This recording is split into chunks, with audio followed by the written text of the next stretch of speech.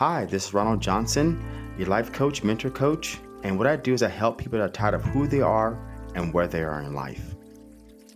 And this is Gloria, your life coach. I help those who are feeling stuck, struggling with difficulties such as self doubt, inner judgment, lack of confidence, life transitions, and taking steps forward. And welcome to Life's a Shuffle podcast. Now, you may wonder why it's called Life's a Shuffle, and the reason why we came up with this title is that life is really shuffling. It doesn't matter where you come from, your background, what age you are, you're shuffling multiple things in life. And the best thing to know in life is everybody faces your struggles and everybody faces what you're going through. But there's hope in learning something about that. So when our guests share their journey, the hope is you learn something in that journey so yourself can navigate the struggles you face, the low self-esteem, the self-confidence, and that's why we call podcast Life's a Shuffle. And throughout this podcast, we share our personal overcoming stories, as well as our guests who shares their personal journey in overcoming their personal struggles. Life's a Shuffle podcast is here to connect like-minded individuals. And thank you for listening to Life's a Shuffle podcast. Hi, this is Gloria, your life coach. Welcome to another episode of Life's a Shuffle. Hi, everyone. This is the first time I'm seeing you live. The first time you've seen us live. And my name is Ronald Johnson, and welcome to another episode of Life's a Shuffle. This is our first live video that was shot so far. It's not 2021, so we're good. And with that, we have a great special guest. She's also a life coach, and her name is Angelic Ingram. Welcome to our first live video, Life's a Shuffle. How do you feel? I feel excited. I'm so nervous, but I'm so happy to be here. Thanks, you guys, for having me on. And to be the first guest, I'm very honored. Thank you. Thank you for joining us. We almost forgot one thing. I see something on my camera, and there's a glass here. I think I'm going to fill it up. It's empty. Mine's already filled. No, it's filling up. There we go. It's filling up. It's filling up. And that's about it. Where's yours, Angelique? Show us your bottle. And I'm going to take a nice sip. It's my water. It's not vodka. Okay. I have white. And this one is what I'm feeling today. Clear. Actually, let's take out there. I'm feeling pretty. Oh, cheers, guys. I love it. Thank you. Cheers. Cheers. Cheers. Virtual cheers. Yes, virtual cheers. Okay. Welcome, Angelique. I see you have a shirt on. Thank you. You got to show us what it says. Perfect. I love it. So because of everything that's been going on in the world in this past, 2020 is almost done. So we got to embrace kindness, right? Embrace mindfulness, embrace empathy, joy. And I don't want to go all the way up. Embrace life, and most especially embrace happiness. Awesome. Actually, I think embrace life, I would say probably on top, but I think I was trying to figure this out. Why is kindness first? But I think being kind right now is what's important because of the pandemic, and people are just, not sure how to interact anymore with some people right now. Disconnected. They're disconnected. That's what it is. Yes. Yeah. And you know what? When you think of kindness, the first thing you say is other people. The first step to achieving great kindness is to be kindness to yourself. That's the first thing. And I love this shirt, but one thing is missing. One thing that we always talk about now, it wasn't a big thing a year ago, 2 years ago, gratitude. So kindness to yourself and gratitude. Absolutely. Maybe I should write it down and add it here. Some at the bottom. You get a Sharpie. Oh, right here, right on the very top. Yeah, there you go. Gratitude. Good. Get a Sharpie. Right. Yeah. Okay, Angelique, tell us about yourself, who you are, where you come from, and all the great stuff. Oh, okay. Well, thanks again for having me, you guys. I'm Angelic Ingram. I'm a mindfulness coach and the founder of A Mindful Journey to Freedom, where I coach expats around the world who have relocated, specifically more the expat spouses who relocate for their partner's career path. I'm originally from the Bay Area, San Jose, California, and I moved down to San Diego. Ooh, it seems like eons ago in '93, and never looked back. Wow, you've been there for a while. I Yeah. was just 10 years old, Love 93. it. Just saying. Ew. Um, Never. Get out of oh my God, here. forget those chocolate chip cookies, right? Yeah, right. Oh. Just give him away. Right? I was Yeah. gonna make another batch, Oh. but oh. And then I got married, and that's a whole other chapter. It ended up in a divorce, amicable divorce, mind you. And then I met my second husband, who's British, and we moved over to the UK in 2008.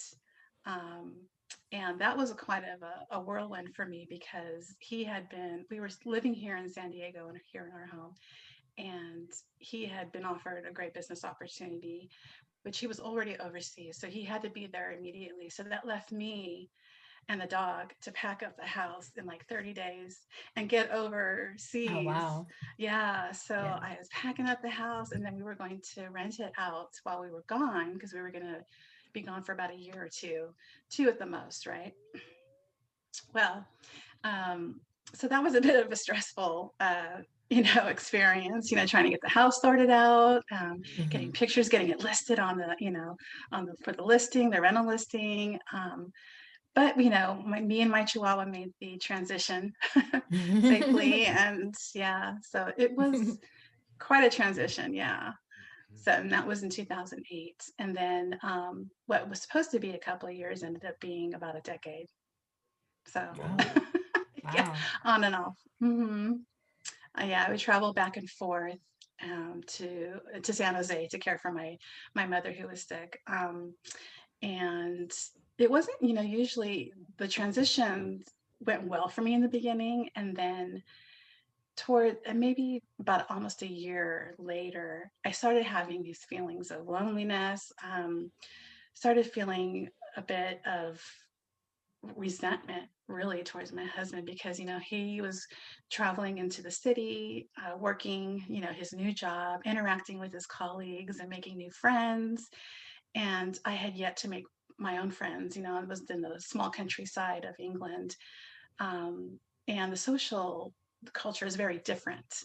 there, and so it was really hard for me to try and get myself out there and make new friends. And having left my work behind in California, I just felt like there was no purpose. So these are a lot of the things that I was able to move through my mindfulness practice. Mind you, my illness, my autoimmune condition led me into the holistic approach in life and to my mindfulness practice. And it wasn't until I made the relocation to the UK that I really had to put that mindfulness practice into play because it was really difficult for me emotionally and mentally. So, that's basically my story of, how I brought in my mindfulness into my coaching and how and why I I dedicate my coaching practice to the expat community. And it wasn't until years later, after I went through my whole process with my life coach, that I thought, this is something that I absolutely loved. The process was just brilliant. I really connected with my coach and made a great friend. And I wanted to be able to help other expat women, expat wives move through their transition and get to overcome their emotional and mental challenges that can really surface over after a relocation that we don't really anticipate. We're so busy trying to get all the logistics done through the transition, moving, packing, all that stuff, and and especially if you leave your work, it's really hard to make that transition and be okay with this new way of life, being codependent on your partner. You're not able to work, no visas, all of a sudden you're financially dependent on your partner, right? So that can be really hard. And you're dealing with guilt. There's family 7,000 miles away, guilt around that, and the loneliness sometimes can really be overbearing. So it's really important that we stay connected to how we're feeling, what our emotions are bringing us to be in terms of behavior and our reactions, because it did affect my relationship with my husband, and communication would break down. And I just felt like I was in this, the spiralness of all these different emotions. I just didn't know how to handle it. So, which is a reason why I reached out for outside guidance and found my coach. And I'm so grateful that I did. So that's Wow. basically, yeah. Especially like So, moving into a whole new different country, like what you said, mhm, different culture, different ways. I can't, I can't even imagine. I mean, growing up in the Philippines, I was younger, right? So it's so much mhm. different now than it was before. And and how long was that for you until you decided I need to talk to somebody? It was about almost a year, I'd say. We struggled for almost a year. Yeah, yeah. And then I finally just woke up one day and said, right, I can't do this on my own. And my Yeah. husband's not really, he understands, but he doesn't at the same time, right? Because Mhm. he's doing his thing, and, he's working so hard. And for me, I was just getting further and further and further into the negativity and the Yeah. thinking patterns that just weren't serving me well. So, yeah, it wasn't until one day I just woke up and said, right, I need to just find some help here. I need some guidance. Yeah. Um, and so I did. Yeah. And I'm so glad that I did. What was your expectations moving to a different country? I I was more excited about just being in a different culture, being immersed in a different way of life, and all the adventures that we were going Yeah. to have, all these new adventures we were going to have, and just the opportunity to be somewhere else and learn what how other people are living, around the Mhm. world. My expectation, I really didn't have anything per se, but I think it's just the emotional and the mental challenges that I didn't anticipate that Mhm. came up that just overwhelmed me with that. So, I thought things were going to be very smooth, you know, Yeah. um, and that I was going to acclimate well into my new community. But once things started to settle, it started to change for me, and it wasn't on a positive scale. So yeah, so I think that's where I learned too, or through my mindfulness practice, is that you got to let those expectations go. Any kind Yeah. of expectation of anything, you Yeah. have to be open to all the possibilities, good and Mhm. bad, and be able to have that space where, okay, this is what's come to me. How can I turn it around? How can I, process this in a way that serves me better? Yeah, like be open and be flexible, right? Right. Mhm. Absolutely. Yes. So I heard you were very excited moving to a different country, super excited about different culture. What was, how was that negativity really controlling you? Because obviously you got to the point where you said, I need to find somebody, find some help.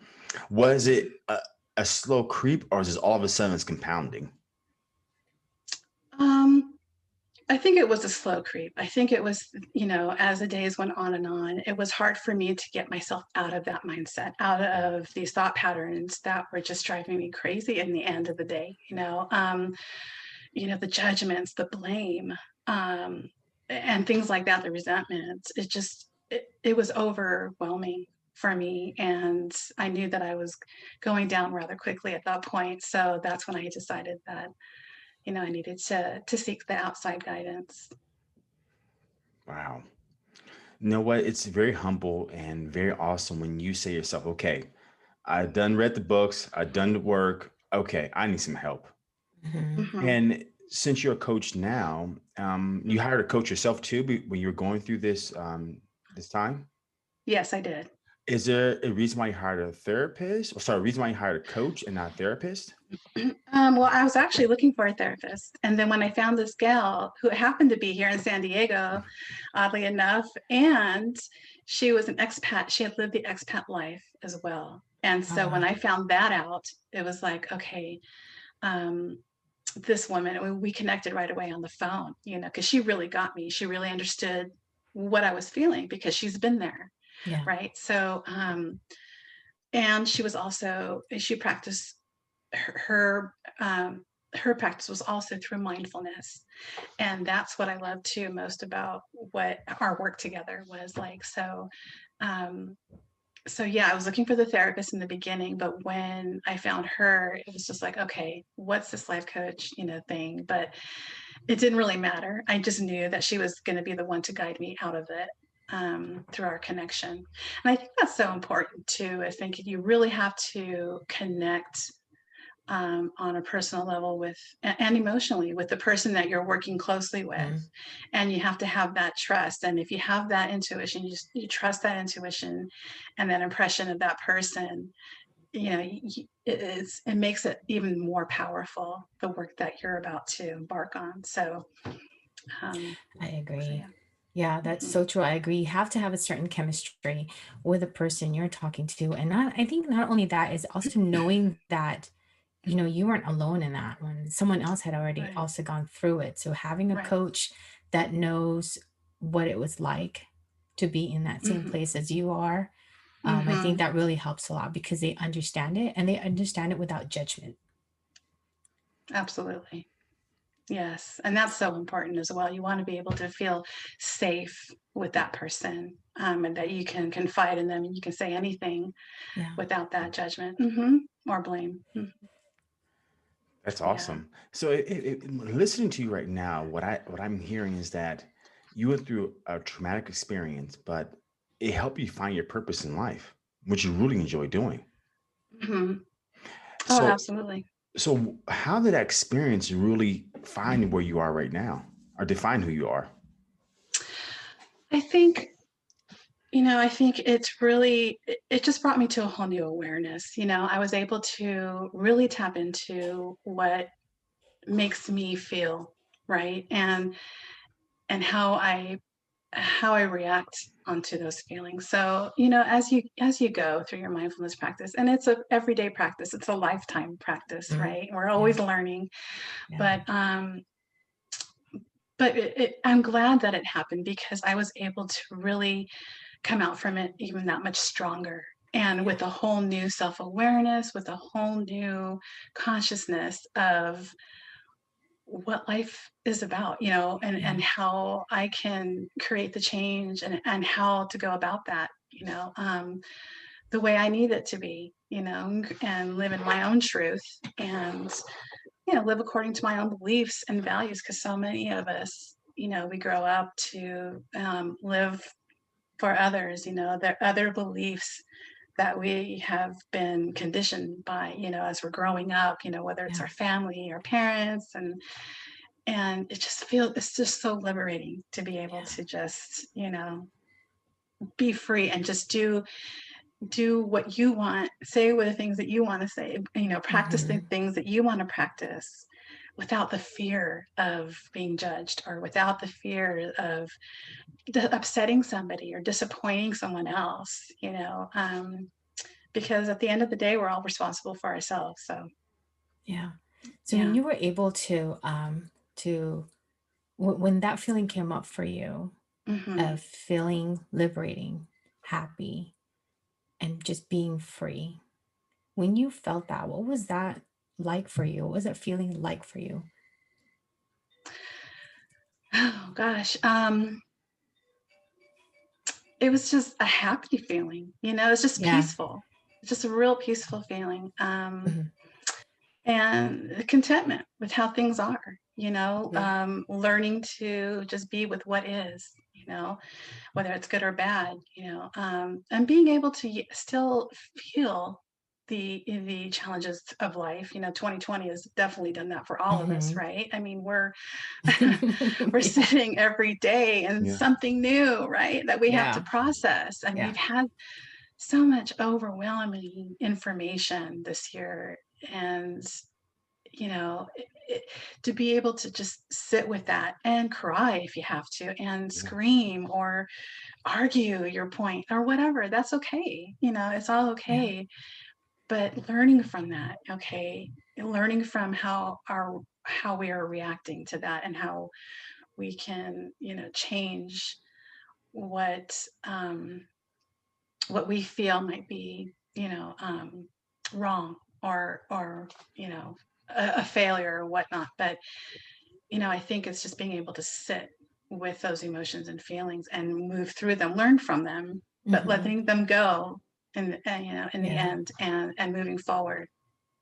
So for me, it was just really basically that freedom of being able to do that without the negative reactions and the behaviors and the statements and everything, yeah. How long did it take? Because I'm hearing your consciousness must have had a quantum leap when you're going through this transition. Mm. How long did it take for you to really get through? Because when you're doing something new, I know Arnold Schwarzenegger is one of my favorite bodybuilders, but he has a thing about naysayers. Naysayers means someone that says, "Oh, you shouldn't do that," or "That doesn't make sense." You got someone logical as to tell you how things should go. How was it really, shaking that off and saying, "No, what? This is where I want to be." Because that Mhm. happens as you go through that road. It's very bumpy. It's a pothole or two. There's a couple of slips and falls, bumps and bruises. Mhm. What did you go through as far as being able to fight that, or go through that? Oh, wow.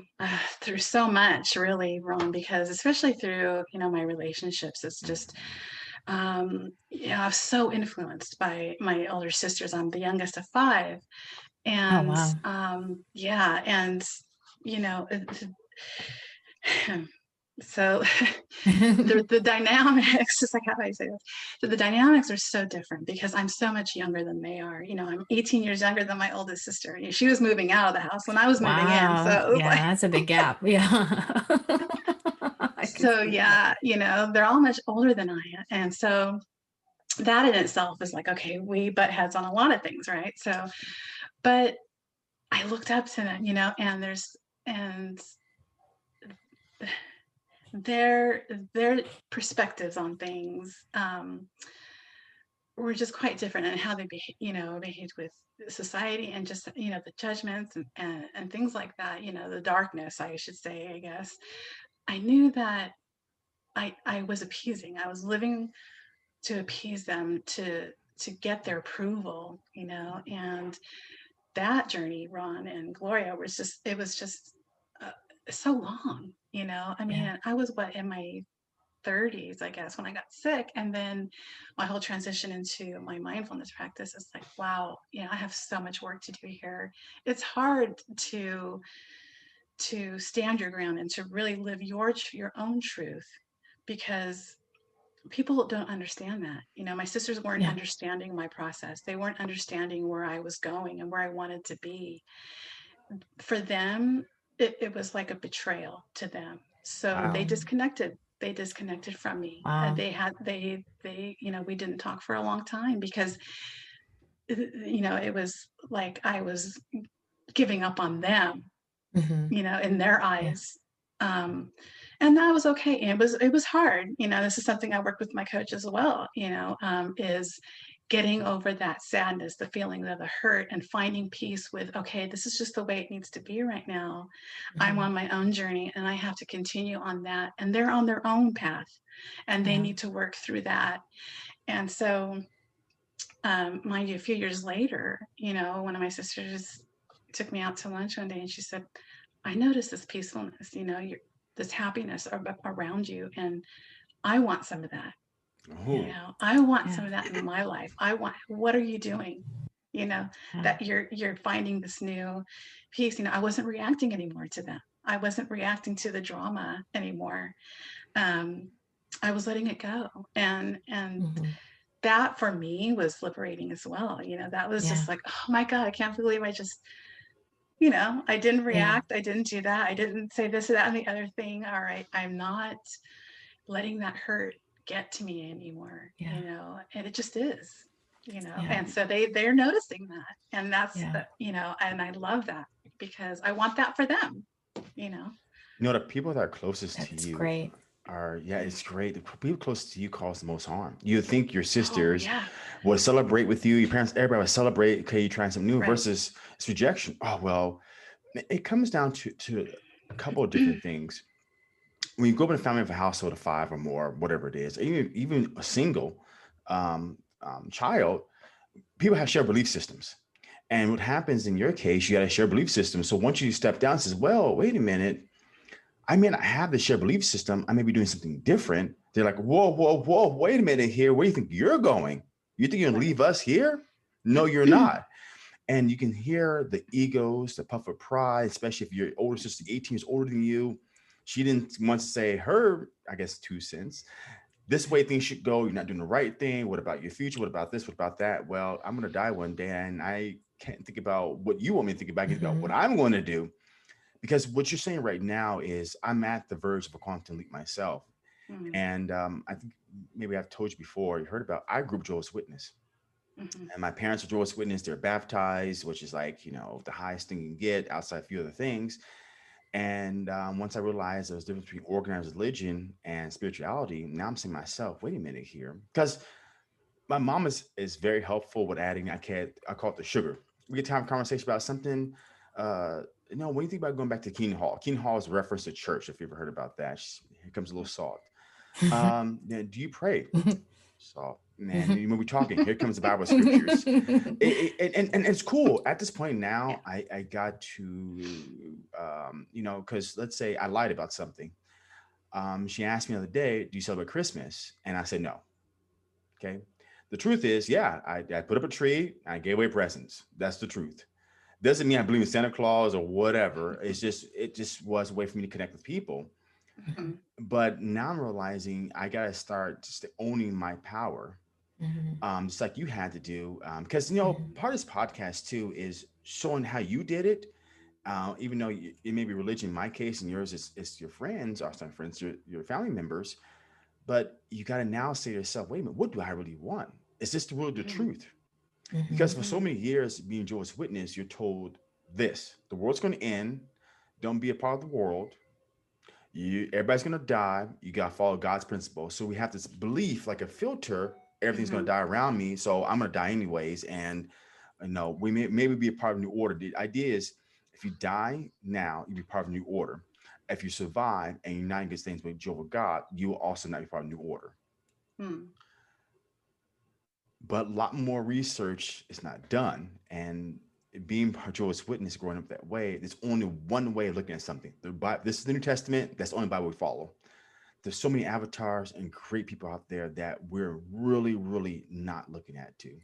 So that mm, was kind of my tidbit on that. And because I'm going to have a conversation with my mom about that. Hey, look, I understand what your belief is, but this is my new belief. And I can already see she's going to reject it. And that's okay. Mhm. Yeah. I can't live right. for a life. I can only live my life. Yeah. Absolutely. I think also a lot of the times is it's a culture, right? I'm speaking from my culture, and I think Angelique, our culture is pretty similar, very, very Similar. close, very conservative. So we were raised with that type of belief of, believing in God, believing in going to church every Sunday and praying. Whereas as I got older, someone once told me, well, you don't have to go to church to pray. Mm, You can pray before you go to bed, you can pray, but growing up, you have to go to church. You have to spend an hour with God and just pray. And then same thing, I believe with your sisters, correct me if I'm wrong. Maybe it's the way they were raised too, like mhm, conservatively. So they were following mhm, that belief. And, you know, a lot of us like you, maybe myself, we we want to be called like the black sheep of the family, Mhm. right? Because we right. tend to be the one that's kind of getting out of that a little bit because Yes. we're following our own belief, we're following our own, what we feel and what we want. Like I'm the only child, so I was raised with, a certain belief, obviously, but I didn't really it didn't really take me that long to realize what I really wanted. And then so I've always Mhm, been kind of out of like when the whole family was all into medical. That wasn't me. I'm not going to mhm. medical school. I'm not doing anything medical because Filipinos are known for being nurses or Nurses. Yeah. whatever. Right. And so It my reminds me 80 of the Joe Coy. Joe Coy see talks about the that. his in his comedy show he did, and which is really true. Like 80% of my family members are all in the medical field. I'm not. And I just keep changing and changing until now, right? So I totally and completely understand where you were coming from with, with that, with your sisters. And I'm glad that that worked out for you guys. And that's when they say that you kind of expect, I guess sometimes we have a certain expectations with being coming from a conservative culture, family, that we expect our families and our loved ones to support us and understand us. But a lot of the times they are the ones who kind of do not, because their mind is they have their mind is set on certain beliefs, and for Right. them it's like this is what it should be and this is what you should follow, when really deep down your heart, you feel something different. And I'm glad that you did, and you followed what you felt was good for you, and what your heart was telling you to do. And that's when they say those who didn't believe and maybe didn't support, they come they come around, and Full they will come circle. Yes. around. Yeah. Eventually, yes, they Yeah, do. they Yes. did. And, I had that same conversation, Ron, with my mom when I left the Catholic Church. I was born and raised Catholic, and I was baptized. And when it came time for me to make my confirmation, I just couldn't do it. It wasn't in my heart. And I just felt for me that, the, the organized religion just, I am a spiritual person, yes, but I felt like, I felt like I didn't really need to, confess. Hmm. The idea of confession was just very okay. That's between me and my God, and Yeah. or my gods, and I had to let it go. I couldn't do it, and it was really hard for my mom, especially to take, being so very religious in traditional religion. So that was very difficult. And she it took many years for her to be at peace with that, to accept that. But I couldn't do something that just wasn't in my heart. I didn't want to just go through the motions just for the sake of pleasing anybody, even if it was my parents. And I Yeah. think later on, and as I grew up, they respected that. They knew that, okay, she's doing what she wants, and they supported that in the end, and I'm really grateful for that. So it's not an easy thing to do, when you want to, especially when it comes to things like religion.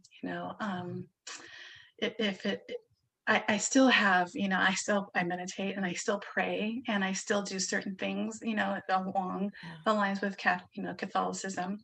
But I also do things along the line with Buddhism, Yeah. and the Tao and everything else, So I just, at the end of the day, for me, it's all about kindness and love, and it's Yeah. all what all these religions talk about. At the end of the day, it's Yeah. all about that one word, is love, Yeah. and that's for other people and for yourself. It's all said in different ways, for Yeah. me, it's all the same. I will never forget that one. I'm glad that you mentioned that. It's all, comes down to love and kindness. And I will never forget when someone once told me, oh, you're Catholic, I'm Christian. I remember turning around and saying, no, we're all Christians. We're all the same. And then, that person didn't like that because there was that gap of separation of the religion. And I'm glad that Right. you mentioned that no Yeah, matter what religion you are, who you are, what you what you say you are, it all comes down to love. absolutely, Yeah. yes. And yeah, and if anything, it really causes more division in my eyes, and that's in my opinion. But Yeah. Yeah. and we need to be, we're all in this together, We are. as the motto We're has all been of humans. 2020, right? Yeah. Yeah. Yeah. Yeah. Yeah. Right. Let's see what happens in 2021. Right. you Yeah. know. Let's bring a new motto in. Yeah. I You have know, a. Go ahead. You can go I was first. going to add one last bit on that. Yeah. After reading, I forgot what book it was, but it talked about religion warfare has killed more people than most plagues have killed. Oh yeah. Absolutely. And Yeah. people don't know that. You think of Hmm. the Jews. Every religion or everything has killed more people than Black plague, any plague combined. Yes. Wars over religion or wars over who's right, who's wrong, have killed more people than every plague combined. Since we go Yes. back to record, and you know what, when it comes down to it's one last tip on religion, you're right, it's all about peace and love. It's all about that. And why, if God is loves everybody, then why are we individual creating divisions? If that's the idea, if God loves everybody, why are you gonna say he's a Catholic, he's he's a Mormon, he's a Jehovah's Witness? Well, I'm a Jehovah's Witness, that's good, Mormon's bad. But the idea Yeah. is God. That is the idea, and should love everybody regardless of what they are. Right. But you can go ahead, Gloria, your turn. Now, so now I have a question. So since, hiring a coach and seeing a coach at that time, when did you come around and decided that, this is what I want to do? Where you came into that, did you feel like this was your purpose and you want to share this with whoever's feeling or going through the same way as you? When did that come around for you? Yeah, so early on in my expat life, I was volunteering, and that was giving me so much joy, working with clinical patients and just giving my time in my new community. And during the time of my process with my coach, at the end of that to work together, she thought, why don't you go into something that you might want to think about is, to coach yourself. And I thought, okay, maybe, I just never gave it another thought. And maybe 3 or 4 years later, I was walking through the city of London, and I saw this advertisement for it was a coaching seminar, a 2-day coaching seminar. It was free for the Coaching Academy of London. Mhm. So I thought, you know what? And it dawned on me, and I remembered that conversation that I had with my coach. And I thought, maybe it's a sign, maybe I should just go. My husband was going to be out of town, he's traveling. Yeah.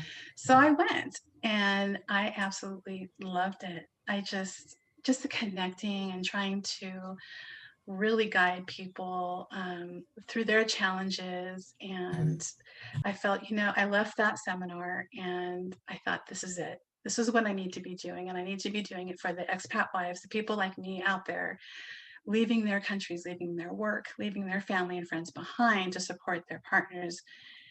There's so much emotional there. There's so much mentality there that can go wrong, and just as I went through. And I want to be there for them. So I decided then that I was going to create and launch my own business. That year was 2015, and I dedicated to the expat community. Nice. Congratulations. Yeah, Yes, thank you. congratulations. Thank you. You mentioned a couple of times that you got sick. Do you mind exploring that a little more and see what you mean by sick? Were you sick with the flu, or what happened there? Oh gosh, yeah. So I was in my early 30s. I was just 32 at the time, and it was my first marriage. A very tragic event happened between his parents. And I'm not going to say what that is because I'm writing my book. I'm writing a nonfiction book about this I have to journey. read it then. Yes, you'll have to read. You have to Okay. read it because it was big for me, and the whole journey through that event really, I think, the stress of it was what caused me to go into this autoimmune condition. And I was diagnosed 2 years later with dermatomyositis. Don't ask me how to spell it. But I was gonna. Okay. I'll Google it later. I'm just kidding. Yeah. So yeah, it's amazing what stress can do to your body. And this book that I'm writing, my nonfiction, is going to be all about that. My journey through that and the preventative care, because stress is a killer, and it can come up and pop up in your life so many ways, no matter how old you are. So I gradually started feeling weak. I was feeling short of breath. I was working in a pediatrics office at the time, and I just felt something was wrong. Your body, right? And when, okay, you're out of shape. Because I thought, well, maybe I just need to exercise more. But it got to the point where, okay, something here is really wrong. And then it wasn't until one day I was at work and I was cleaning up the front office. The kids had all the books on the floor. So I was picking them up and putting them back in the bookshelf, and I couldn't get myself back up. I didn't have the strength to push myself up. And one of the nurses was walking by and noticed, and she came running over. She's like, "Are you okay?" I said, I've fallen and I can't get up. It's just like, Yeah. I seriously could not get up. So she helped me up and she said, just go home, and, call us in the morning. So I did. And when I was driving home, it just turning the wheel was like, oh my gosh, it took so much energy. And the pain in my arms was something that I've never really felt before. It wasn't like a muscle soreness, until this day, I still can't really describe it. But by the time I got home, I literally had to lift my legs out of the car. And I kind of was like walking really slow. And it was like I was losing all of my muscle mass. I was losing my muscle activity. So I went through that for 4 months before they diagnosed me. And I ended up in a wheelchair before then, because I just lost all muscle activity. And so, Wow. yeah, so I was in the chair for almost 2 years, but they diagnosed me with a dermatomyositis. They thought it was MS at first and lupus because I had rash on my joints, and then it appeared on my face as well. But that journey was, it was just so it was horrible. It was devastating. It was depressing for me, but at the same time, and it was a blessing that came to me, because right before then I was on the waiting list for the PA program. I wanted to be a physician assistant. I always loved science, always wanted to be in the medical fields of somewhere. And going through this condition and being in and out of the hospitals on chemo and all these other crazy medications, it really changed my perspective on Western medicine. Not that it's all bad, of course it's there for us, but the whole bureaucracy of Western medicine, it wasn't my thing. I just realized then that, okay, this is not where I really want to be. I don't want to do this. So as I recovered, thankfully, I started responding well to the medications finally, and I was able to get out of my chair, which many of myositis patients don't. They end up staying in their chair the rest of their lives because the medications just don't work well with them. Really crazy. So I felt really blessed to get out of my chair and be able to take physical therapy on for a couple of years and start to learn how to walk again and regain my strength. And it was just it was a long journey for me, and it was something that led me into the holistic approach, alternative medicine. And I started taking classes just for my own personal care, to take better care of myself more naturally. And the school that I was going to, it was an in-person, I was going into school, and they offered the certification for holistic health practitioners, and they also did nutrition and massage. So I decided to go for my HHP and help others in that way. So I got my license in 2005 and was practicing. I had a small practice here in San Diego, and it was wonderful. So, my condition and all of that I went through really humbled me, and it really took me to another whole level and chapter of my life that I am grateful for. I'm grateful for it. Wow. Ooh. Wow. That's a journey. And how long were you on the That wheelchair was again? almost 2 years. Almost 2 years. Yeah. I can't imagine not having to be able to use your legs Yeah. to walk. It was really hard. I couldn't even turn my head in bed. I had no strength whatsoever. So doing things like brushing my hair, brushing my teeth, going to the bathroom, I had to have assistance 24/7. And so, my husband he stayed home with me like the first 2 months, but of course, we needed to pay the bills. So he had to go back to work. And we needed to take on, nursing. We had to bring in nurses throughout the day to help me make my lunch and go, do these other things, go to the bathroom. And because I literally, my husband would get me up out of bed literally and dress me because I couldn't dress myself. There was just no strength at all. It was just crazy. And the pain was from head to toe 24/7 and it never stopped. And it was, and then I had dysphagia as well. So I developed where I couldn't swallow my food anymore. And so I had to drink protein shakes for my breakfast, lunch, and dinner for several months. There's no nutrition value in protein really, shake. Right? Oh my gosh, those Ensure shakes are like, I don't ever want to see one again. I don't ever want to see one again. I bet. I've never tried one, but I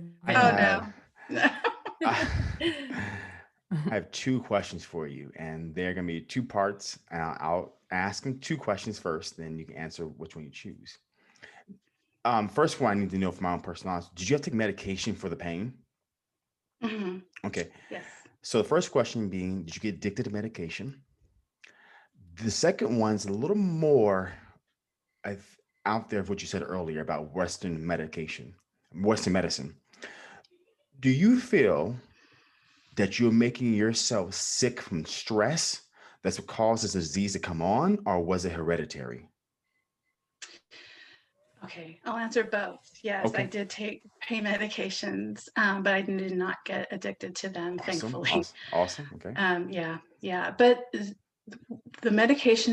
pain medication that worked for me the most was the morphine. And when I would go into the hospital, it was something that, oh my gosh, it's like I never thought I'd ever have to take something like that. But when they did, it was like, oh my gosh, thank God. It was just it's like heaven. Oh my gosh, it was. And I can see how people can really get addicted to something like that. Absolutely. But thankfully, no, I just took it when I needed it and that was it. But, and so the second question, it was just, okay, brain fart here. What was the question? The second question. How your first statement is about Western medicine. And I want to know, do you think your condition is brought on by stress? Because sometimes, well, actually all the time, what you experience inside is manifest on the outside. Yeah. And so do you think you're making yourself sick with stress? That's the reason why you brought on this disease, or was it just kind of a fluke? It was hereditary? Right. Yeah. I spoke, speaking with my rheumatologist on this, he's like, we don't know, these things can be genetic and hereditary. But because of what had happened and occurred a couple of years prior to my diagnosis, he thinks that it was very much stress related, because he says we all are born with these viruses, these dormant viruses that lay in our bodies, for most of our lives, and we never get sick. But our cancer cells and things like that, we have these things in our bodies, and they may show up and they may not. And when something traumatic happens and our bodies are, shocked by certain things, it can trigger these particular things. And for me, he said, it was just, this is the way it manifested itself through this autoimmune condition. And that's something that he said that also was on my side, because I was so young. He's like, I have never had a patient with this condition at your age. They're either over 70, 80 years old, or juvenile, toddlers will get this a lot. Nothing in the middle then. I didn't even know. Nothing in the middle, he said. And so he actually did a case study on me, because he's like, I am just surprised that you're here in front of me with this at your age. You're only 32 and no previous history of any kind of health issues or anything. So yeah, stress is a huge thing. Yeah. Hearing your story is my dad has had issues over, he passed away 5 years ago. We talked about this, but he had issues of, I guess, stress. I mean, I would never know, because he's not here to answer this question, but he held a lot of crap inside himself, and he had issues with high blood pressure, issues with stroke, just every time you turn around, he's having got to go to the hospital for something. So Yeah. 2007 was the marker that he had a stroke, but he couldn't recover. It just it went downhill. He started getting Alzheimer's, dementia, and all this stuff. And when you go to a doctor's office, it's like, okay, what do you got, Mr. Johnson? Yeah, I got high blood pressure, you have dementia, you have Alzheimer's, and you have high cholesterol. Okay, here we're gonna go. We're gonna start you on this medication. All right. No, 90 days later, Doctor, I'm not feeling that good.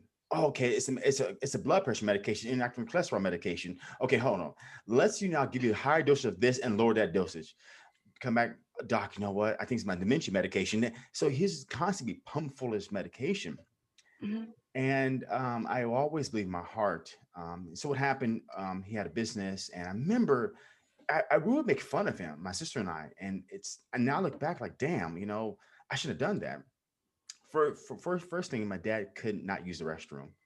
He was taking prune juice, the Pepto Bismol, Maalox, milk of magnesia, whatever it was at that time, to use the bathroom. He could not use the bathroom. It just, I mean, number two is what I'm referring to. He could not use it. So he's taking all this stuff you start going to X-Lax, right? And all this Right. kind of mess. And he always talked about the 70s. Like it's 1997, but that's talking about what happened 30 years ago. And I said one day when I was like 16, I was like, no, I think dad's caught in a time warp. Like somehow time passed, but he got stuck, or like he just couldn't go to the other side. Mhm. And it came through that my dad probably didn't have enough things to unbox in his life. So all that Mhm. stuff was just held so much inside. It's like a cup. It's only 12 ounces. If you keep pouring water in, it flows all over the place. You can't unbox that stuff. And I will always believe this. I'll say the last thing. Sometimes in life, people are like boat anchors. If someone tied a boat anchor to you and drop you off in the Marianas Trench, which is the deepest part of the world, and drop you off, if that anchor is tied to your legs, you're going to sink. But if you get rid of that anchor, you actually breathe. And sometimes in my dad's life, he didn't get rid of people, and these people were boat anchors. They just drug him Mhm. down. And my stepmom was one of them. She bled him dry, literally bled him dry. My dad had a business, he had a home, he had a motor home, was very successful. When he died in 2015, he only died with the bed sheet on his back, and that was it. I have no idea if he was a millionaire or had 2 cents in the bank account. I have no idea what happened to his house. I have no idea what happened to his money. I have no idea whatever happened. When he got Mm. sick in 2007, my stepmom tried to change the will. So we had no will. So we had to scramble together, get the money together to pay for his debt, not his debt, but sorry, pay for his funeral. And listening to your story, I'm like, man, you know what? You are so fortunate because you're able to get out of it and Mhm. recognize, okay, I have a choice. I can go left, I can go right, but I don't like left. But I'm going to go right and try to choose a different direction. And hearing your story made me share my story with my dad. He had a lot of different directions to choose. And his only direction in life was organized religion. His only direction in life was, okay, I got to talk to the brothers. Brothers mean like, how can refer to church? It's like a priest or something like that. They're people that Mhm. control the flock. Pastors. Pastors, there you Mhm. go. A pastor, Mhm. but they're imperfect too. So how you gonna tell me what to Yeah, do they are. if you're Yeah, they imperfect? are. Right. We're So all humans. yeah, we're all human. So They you don't tell me the are. right way. You're Mhm. imperfect. You're prone for mistakes, and not just Yeah. that. Our journeys are unique. Behind our journeys are unique. So if we sit here and tell someone else their journey is wrong, like your sister telling you your journey is wrong, in reality, you don't know what's right because your journey is different than Right. mine. Yeah. And I learned a new Yeah. word. It's called paradigm blindness. I don't know if you ever looked it up, but it's Mm-mm. really the perception of life we give on our own personal journey. So, Mm. I think he would still been alive today if he would have got rid of stress. As Permi's telling me the story, he was got rid of Mm. stress. Stress just killed him. He couldn't eat. Yes. He's sticking a pet. It just Yes. killed him. And Inkar Kelly's book, the one you referred me to, even in Think and Grow Rich by Napoleon Hill, he had one whole chapter talking about how stress is making people sick. It's Mhm. literally Mhm. activating these cells that were dormant Yeah. or would it stay dormant, but it takes a death in the family, it takes financial crisis, whatever triggers it, boom, next thing you know, you're just sick. Mm-hmm. Stress can Mm. definitely make somebody sick. It can kill somebody. Hmm. That's where you end up having high blood pressure.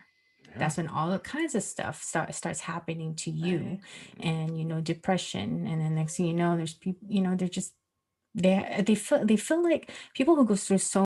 Up, did she freeze? Oops. Yeah, she did. I think she froze. Either she lost her She did. laptop or her Oh no. internet. Oh man, it was so Oh good. no.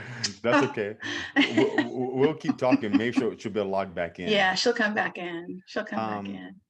but But yeah, stress is a major thing in everyone's lives, and especially this year. I mean, looking at what we're all going through right now. I mean, and the statistics, how they keep rising around suicides and depression and mental health issues, is so important to try and stay back in tune mhm, within, and being able to process your own emotions and not worry about other people's, and taking that energy on yourself, because you can only you're trying to process your own stuff, right? And then you're taking on the energy of the people around you.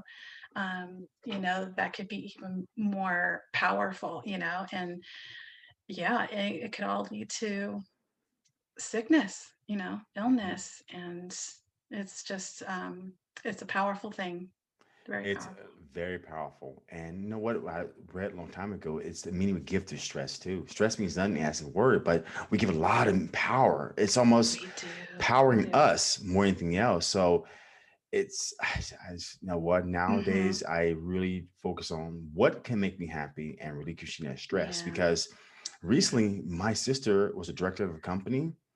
It was so stressful for her, she just walked away from her job. Just said, I put my 2 or 3 week notice in and it's walked away, because hmm, she noticed that she was angry all the time. She noticed that her health was she's being she got sick 2 weeks ago because so stressed out she got the flu, not COVID. right. So that's what happened there, and that's really the issue with stress. And Hmm. man, Hmm. boy, Okay. it can kill you. I know you're back on. Welcome back. You're gonna kill me. You're gonna kill me. You didn't remind me. My computer was unplugged. Uh-oh. You know But what? you know That's what? why I have a desktop, because it's always plugged in. I worry about the battery. My bad. I was like, shoot. I was Learn like from getting wrong. I was getting into it. You know what I was saying? I was like, what just happened? And the first I thing I thought was, know. damn it, I know what it was. But Yeah. this is the beauty of like being able to jump back on, like, and Yep. kind of Exactly. on. Exactly. This is real Yeah, life, folks. it's Real real life life. here. This It really really happens. does. It really does Zoom happen, you life. know? Yep. Exactly. It really does happen. So, anyways, that was it. I forgot where I was, but I think we were talking about stress and you know Right. what and how it affects your body. And I mean, you're a perfect example of that. What had happened to you? I know some people who like what Ron, you're saying about your dad, who probably just kept everything in, but some will react to it differently. You know, I've had an old classmate who ended up just killing himself. No one ever knew he was going through a certain thing, you know, or whatever he was going through, right? And he just, you know, he just decided, Mhm. probably one day, just decided, I can't stand this anymore. I can't stand the stress. But who thought, or who would have known he had something that he was going through? Just heard one day he was gone, like he took his own life, right? And so some people will react to it differently, and some people will have that, you know, not many people will have the type of awareness that you did, Angelique, that you knew you didn't want to Mhm. be there and you had to get up and just do something about it. I always call it like, if I go through certain things in my life, you know, whether it be small or big, I always tell myself I need to snap out of this. And I know I give myself a moment and a minute to just kind of let it sink in. um, Mhm.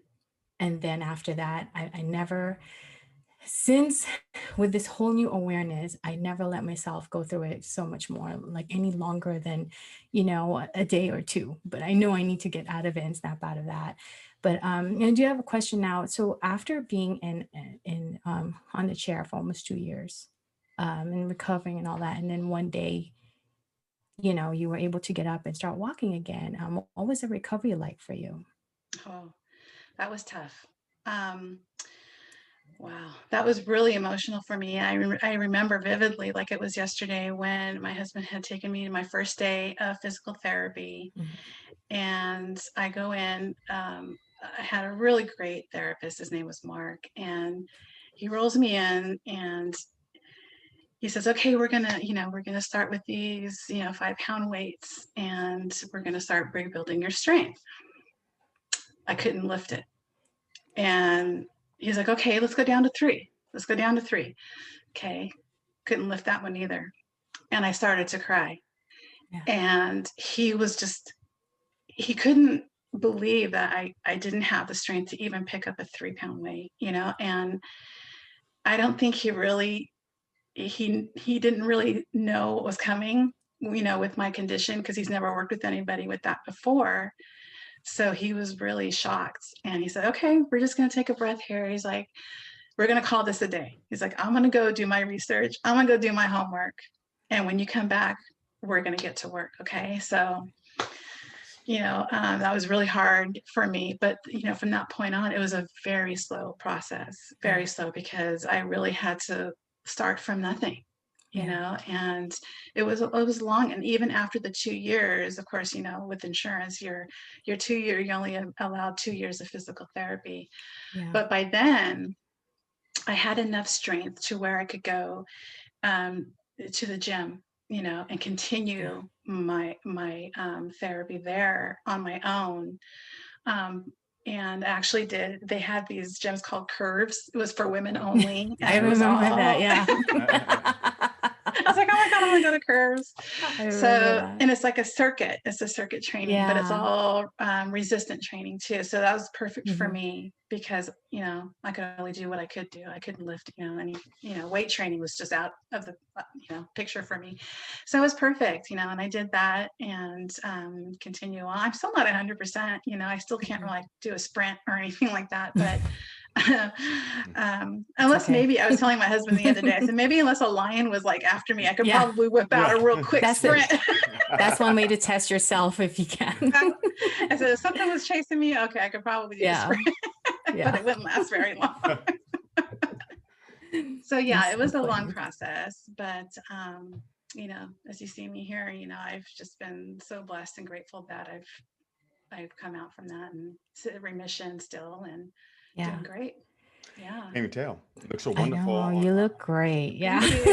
Thank you. Moving and and that's the thing. Yeah. And that's really brings us to another point where, you never know what someone has gone through. You never know what people are going through, because even when I was sick, I still looked okay on the outside, because it's an internal condition. People can't feel your pain. People can't feel your, you can't eat or whatnot. But, so I had many looks, because my doctor had given me a temporary handicap placard so my husband could park, when we go to the store or whatever, because I couldn't, before I was in the chair, or even when I was in the chair, it was just a temporary thing. But people would look at me like, what are you doing parking in there? You look fine, and I would get comments, even from people at work, they thought that I was milking it.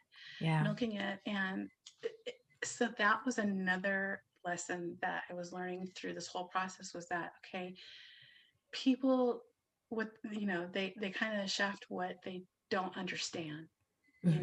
Until it happens to them, or until it affects them, they can't really try and understand what someone's going through, and the judgments and all that stuff.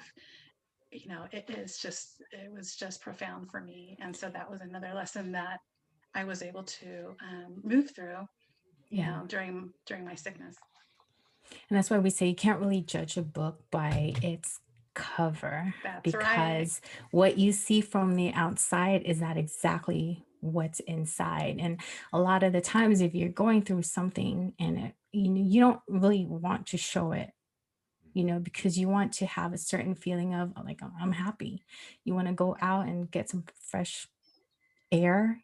You don't want to look like you're just, you're miserable.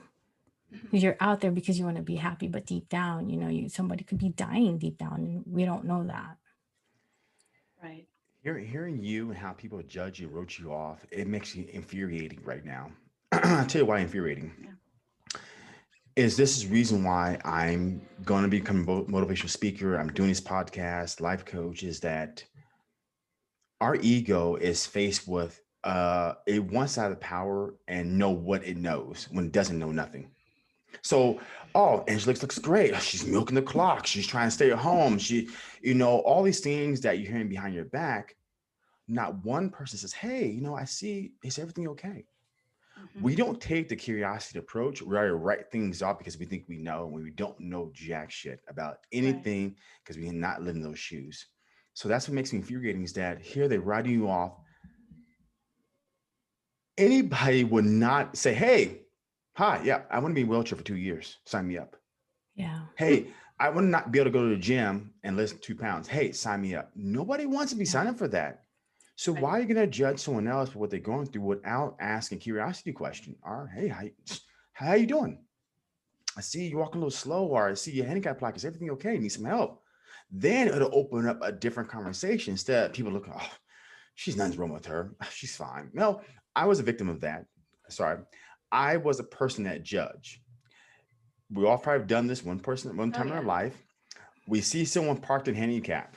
They have a brand new Mercedes Hmm. Benz or BMW. We see him get out the car, be like, that guy has so much money or he has so much money. What the hell are you doing handicap? They're driving a brand new Bentley. What the hell? But Hmm. we don't know what they're going through. Maybe he has had that Bentley for 10, 15 years, but looks Yeah. brand new because it's parked in the garage. We just don't know. But we Right. We create don't all know. this BS in our mind. Yeah. And it's Hmm. just really where human beings are missing is that one key element is just compassion But and it's part curiosity. of, I Yes. can't, I'd like to say that that's part of our nature too, is to judge. I'm guilty of judging, but like Angelique and like us three here, we've learned our lesson. We have a different awareness now, and with the whole handicap thing, I was judging people. I was doing the same thing. They're parking the handicap, and I would look at them until like her. I did experience that for a little bit when I tore my ACL because I couldn't walk, and I had a knee brace from my thigh down to my ankle, and it was locked. So I had to, get out. And I said, now I know why. And then even going through that recovery without the knee brace, I would still park in the handicap, and I would get that look from people. Oh yeah. I would get, and I felt like getting out of the car. Do I have to start? Should I start limping so that they know I'm I'm hurt? Like I have to park here because I can't walk, or should I just walk straight? But I do. I will never forget when I went to the mall with my mom.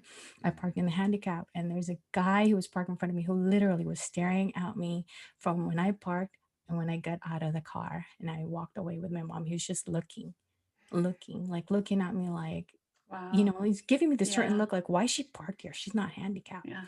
But what if it's not me? What if it's my mom? She has heart problems, right? What if, we have a handicap because of her?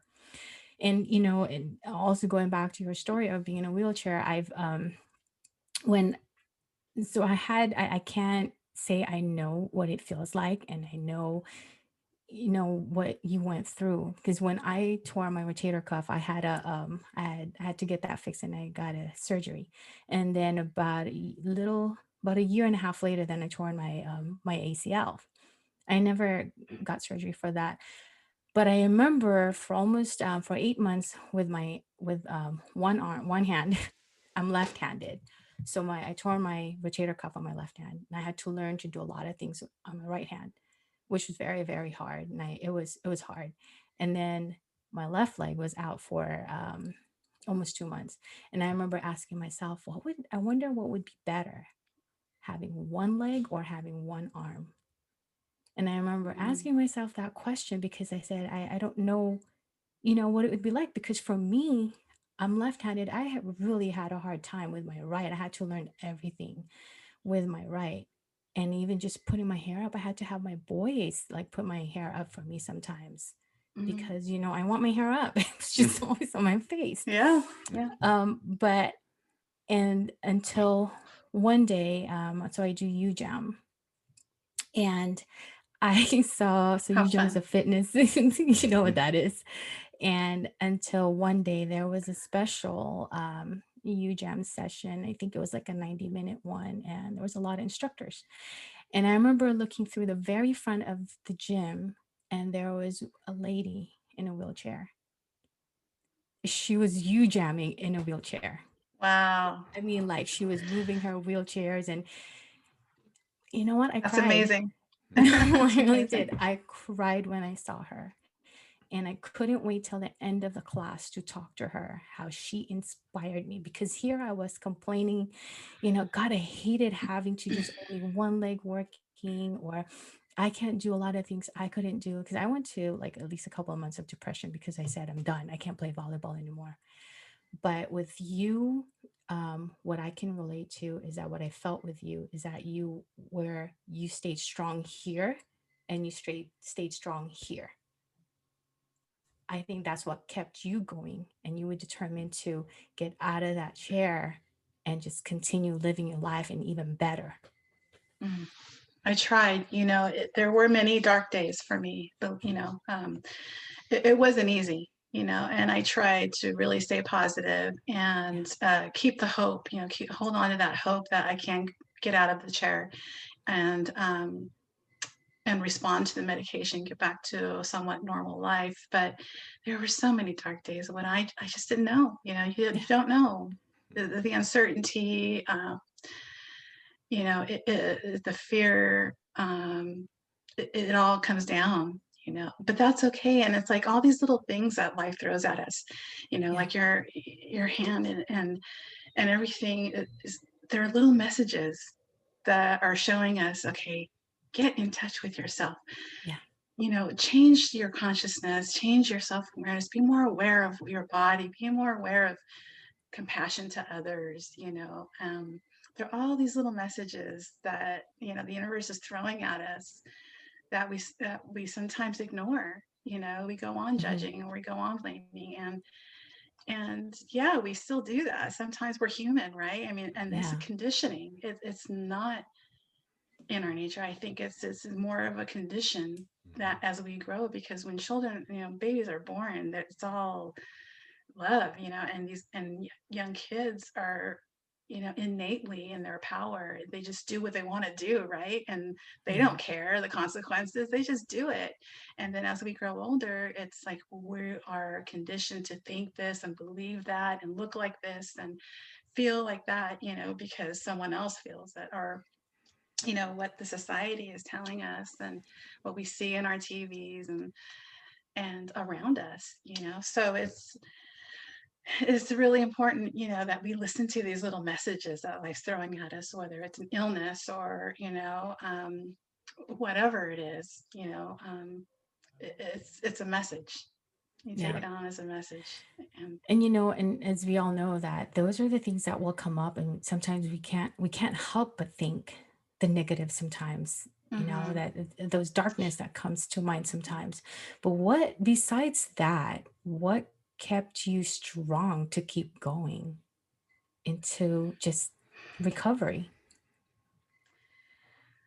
Just wanting to live again, wanting to get out and wanting to, play tennis again, if that was even possible, or just being able to walk. Honestly, it's just being able to take a shower by myself, okay, brush my own hair, go to the bathroom. I mean, all these little things that we take for granted, right? Being able to get out of bed and get dressed. Simple, right? Yeah. Until one day you can't do that. And, and you're just blown away.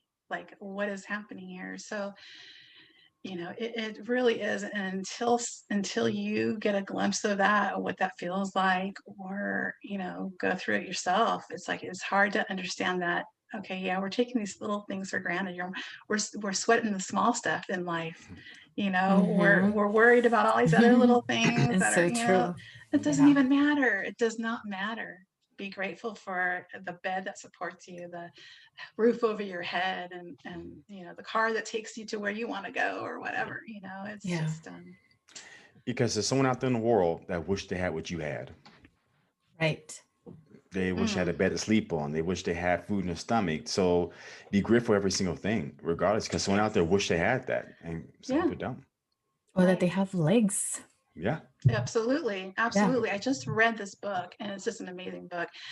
My husband, there was a book signing at the restaurant, and he got this book for me. It's called Gone, and it's about a woman here in San Diego. She's a scientific researcher here at UCSD, was on a vacation in Germany with her family, and their car that they were driving around town in was stalled on the train tracks.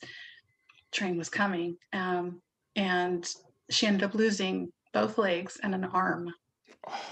Oh my And God. so this is her journey. The book is just amazing. And it just touched my heart because I know some of the things that she was talking about and describing. It's like, oh my God, it took me back to when I was not, when I was unwell and I was going through so much pain, and the emotional, the mentality of that journey for her was just amazing. But her persistence, her perseverance of, you know, wanting to still live her life the way, in a new way, in her new normal, and with her husband by her side, and she was so worried that he was going to leave her.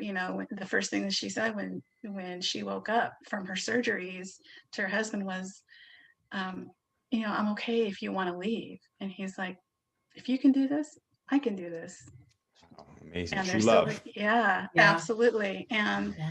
wow. And that goes to another thing, the support. You really learn who your friends are when Support things like system. these Yeah. happen. Mhm. Yeah. And the support system is so important. I couldn't have gone through it without everybody. My ex-husband was wonderful. He was my voice. He was my everything. And the people that, stood by me, all my friends that came over to make me lunch, and, the doctors that helped us pay for the home nurses that I worked for, they, Oh wow. helped us financially as well. I mean, it's just so many blessings started coming out, Yeah. and it was really, in that way special. So you trust the process Trust also. me. Yes, You're Yeah. where you should be at the right time. Yeah. absolutely. Yes, yes. So, about your coaching business, for our audiences out there, kind of give a little more in depth with who you help and how you help them and all that great stuff. Yeah. So, I've, as you know, I've already said that I work mainly with expat wives or expat spouses, and I do include the military community as well, because that's very much, a difficult situation when, spouses are left behind when deployment comes around, and especially when you have children. So I really work with them around the mindset, and bringing in mindfulness to help get you back to tap into your power again, to tap into your greatness, and to tap into your the ability to move, process these feelings and move and overcome whatever it is, the resentment, the loneliness, the judgments, or how can I make this better for me, right? So I really just guide them through that, through different mindfulness techniques and tips. And every client is different. So depending on what they feel, their main challenge is, we work through that, and for however long that they need to. There's no, really particular length, really. I mean, I say usually 6 to 8 weeks that I work with my clients, but it depends. It depends on, what they're going through, like I said, um, and their willingness, because they definitely have to be willing to move through it. Mhm. Yeah, It takes two to tango. It has to be the that's client to right. show It up, and then it does. has to be the coach there to support them. And Yes, it starts with them yes. too, right? If they're ready and whenever they're ready. Yeah. And can you Right. tell our listeners where they can find you? Yeah, so they can find me on my site. It's mindfuljourneytofreedom.com.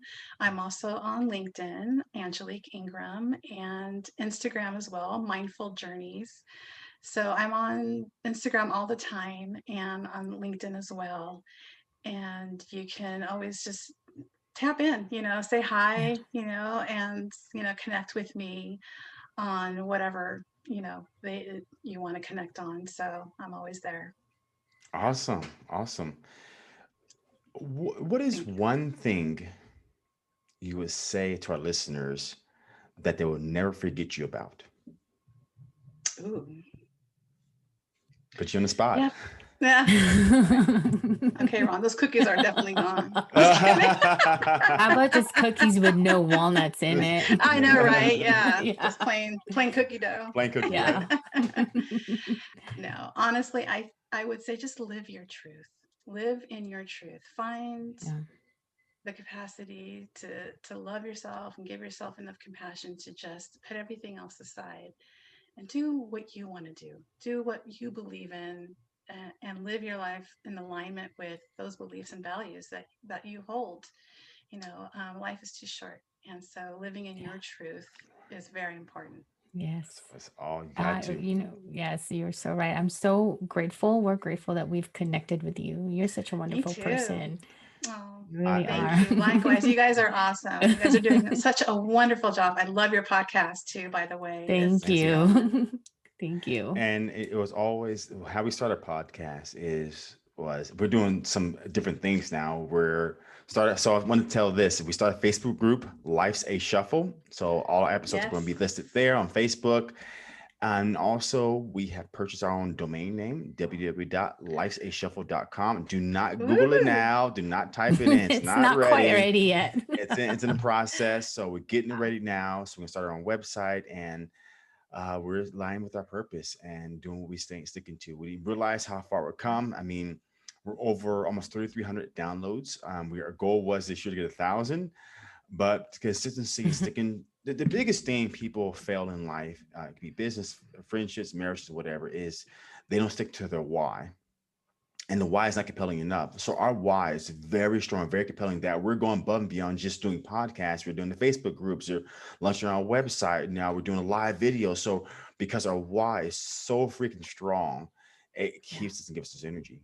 So Yes. we're super duper excited about It this. really does. It really motivates us more to even keep doing this. Like Yeah. there's no stopping us from doing this. I mean, this is one of the things I really, really, truly look forward to, not just during our freestyle Thursdays and then with the guests, and then like, even just having you here. Like I couldn't wait to have you here and have Yeah. our listeners listen to your story. And I can't wait to forward this to Corey so Yeah. she can listen to it. Yeah. Thank Yeah.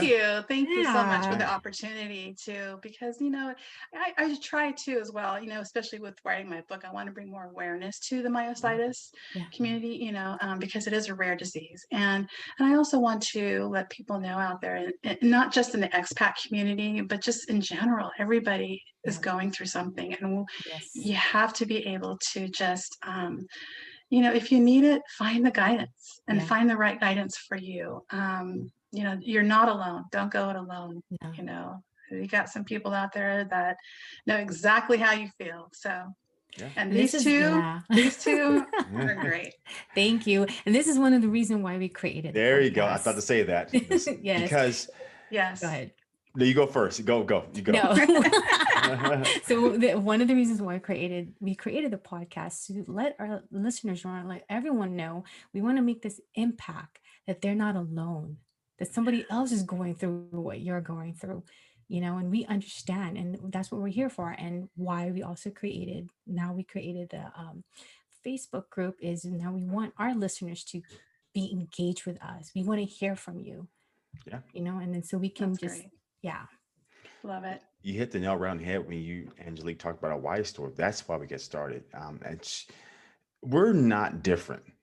Okay, we're new. We all are connected, and someone on this world is sharing your journey. Angelique could be somewhere in Africa, somewhere in Germany. And someone's sharing your journey, just like the book you're talking about, Gone. She shared a different journey. Yeah, she's in a wheelchair, but she's different. So is sharing the frustrations and empowerment and doing these different things. So that's why we started the Facebook group, because now we want people to interact, comment. Tell us something you want to Yeah. discuss. Bring up a topic. Yeah. I can bring up so many topics myself daily. I gotta write some of those things down. But comment, leave a comment. What would you like to discuss? If you want to be a special guest, we'll feature a special guest. But more importantly, I will answer your comment live on the air, because you are part of this team. You're connected. You're part of this universe, and you are freaking important. Yes, That's and one more great. thing, I one more love thing that. on that, Yeah. one more thing on that to add on to that is that this is also another way to connect to our guests, so connecting with our guests, because if someone else out there who's going through what Angelique went through, this is your chance to really connect with her and ask her questions, and and just be connected with her. So that's another way too. Yeah. I'm Same way. ready. I'm ready to connect. Connect to Yes, create. I love we it. love it. Yeah. So I want to say thank you to our audience out there for listening. This is a first live podcast, not live on Facebook, but definitely video. So we see each Yeah. other. Yeah. And this is Ronald Johnson, your life coach, mentor coach. And thank you for listening to another episode of Life's a Shuffle. Yes. And besides the fluke that I did earlier, It it happens. Way was to go. no, this was a wonderful experience. And thanks for joining us today on this, Angelique. And to that, cheers. Again, Here's, thank hey, you. there's my glass Yeah. here. Cheers. Thank you again for joining us to another episode of Life's a Shuffle.